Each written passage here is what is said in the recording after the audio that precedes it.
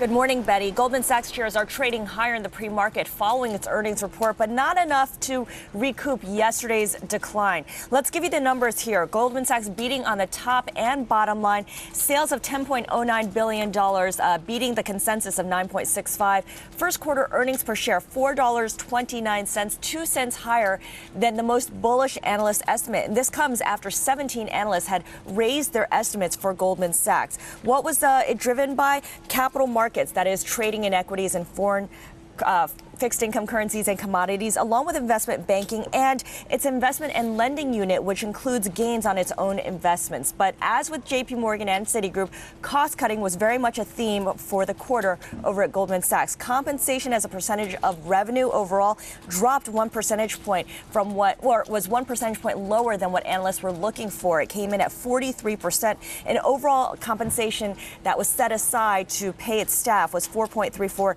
billion. 1% lower than the same time last year. In fact, Lloyd Blankfein in the statement says we continue to be very focused on controlling our costs and efficiently managing our capital.